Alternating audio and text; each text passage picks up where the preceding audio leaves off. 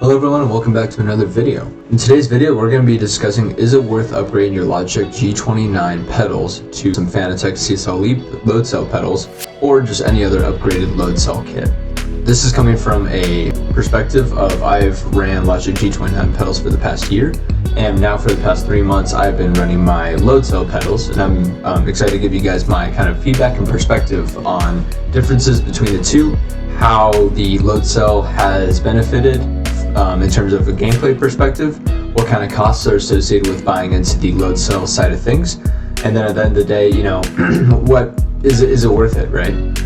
So let's go ahead and dive in. So first let's tackle gameplay perspective. So one of the big things that a Loadcell is going to help is from an immersion perspective. So when you're coming and breaking into a corner hard, both with the Logitech G29 pedals and then also with the Fanatec pedals, when you're on full brake pressure, there's going to be no difference in the pedals, right? You're engaging APS if it's an ABS based game, but you're going to have full pressure on the brakes, and there's going to be virtually no difference in terms of the different pedals. Where you're going to start to see the differences is with brake modulation. So for instance, when you're going for an overtake, or if you're driving in wet conditions, or you're driving with your tires starting to go.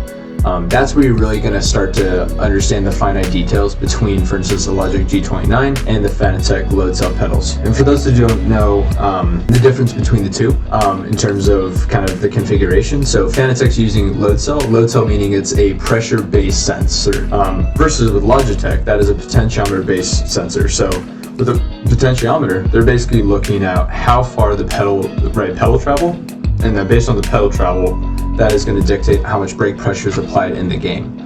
Loadcell is based on how much pressure you're applying to the pedal, and that's going to be relayed directly to the game. Loadcells line up in terms of a feel base a little bit closer to regular cars versus a potentiometer. That being said, brake modulation, for instance, on this overtake over the Aston, that is where you're going to primarily see the difference between the two pedals. And Logitech's pedals are nothing to snooze at. They're definitely very high quality pedals, and they're awesome getting into games, and also over one lap you can basically convert exactly identical lap times. It's where you start to kind of have, some endurance-based racing, or just over a race, consistency is going to be something that's improved. And let's kind of dive into that next subject. So from a consistency perspective, having a Loadcell pedal that requires a little bit more force to apply is really going to help kind of engage a muscle memory. And with that, you're really going to improve your consistency. And that's something that I kind of noticed as I've kind of spent the months racing with these pedals, is my consistency and my bandwidth of lap times over the course of a race has really improved. And that's because, you can pick out a braking marker, but when you start to have to, perform corrections, or if you're going for overtakes, having that muscle memory engaged because you have a stiffer pedal to press against and you have more feedback from that pedal is really going to improve the overall consistency of your lap times. And that's something that I've really seen improved through these pedals. Now that's not to be said, you can be very consistent with the Logitech pedals.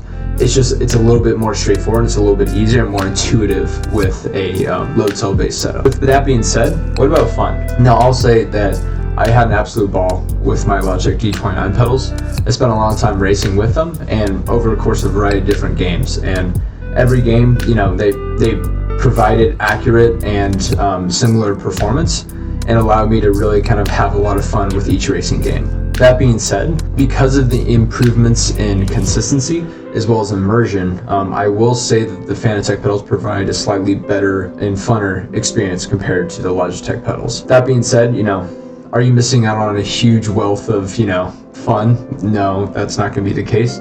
But with you being able to be a little bit faster, a little more consistent in races, you can kind of focus on the racing a little bit more and less on trying to constantly make a mistake or trying to make sure that your car's staying in a straight line, right? So I would say from a fun standpoint, the Fanatec pedals are going to offer the ability to have more fun with the game, because you're going to basically rely on braking based on muscle memory and intuition, versus having that as one of your focusing concerns during a race. Now let's talk a little bit about the things that you need to do to your rig to make sure that you can work with these upgraded pedals. So for instance, myself, a guy balling on a budget, I'm still utilizing my G29 wheel, and I run a wheelbase, but I have the Fanatec pedals on the bottom of this wheelbase. Now, things that I needed to do to make sure that I could actually utilize the pedals is I have a toolbox butted up against the wall, and then my wheel stands right up against the toolbox. That makes sure that there's no forward and aft movement of my wheelbase.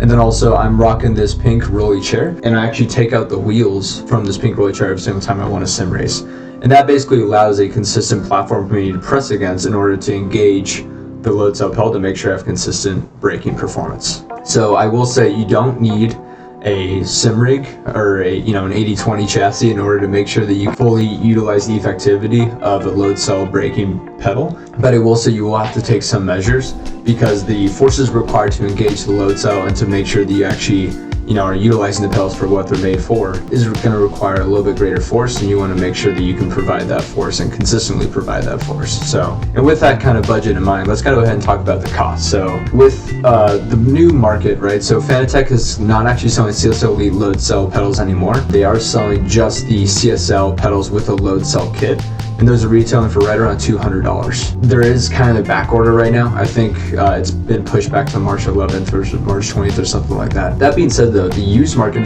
is actually pretty prevalent with a variety of different Fanatec and other Loadcell based pedals that you can look to invest in. So for myself, I actually went through Facebook Marketplace, purchased these pedals used. They were, lightly used over the course of the past year, and I honestly got a really good deal out of that. So I would personally, especially if you're balling on a budget like myself, I would recommend checking out the used market approach. Just make sure that the Loadcell side of things isn't too worn, that the spacers themselves are in good condition, they haven't been worn down too much, and also that all the spacers are there. Because if you're missing out on, whatever creates that Loadcell, then you're gonna, the pedals are not gonna be worth it in the first place. But that being said, again, it is a pretty significant investment, especially coming from a place where, you're not investing in a whole sim rig setup and that kind of thing. So I will say, if you don't think, you don't have a disposable $200 on the sidelines just waiting to be invested in a set of pedals, it's not a make or break situation in terms of, upping your game in sim racing. You can, like I said, you can create equal lap times with, the Logitech G29 pedals as well as with Fanatec pedals.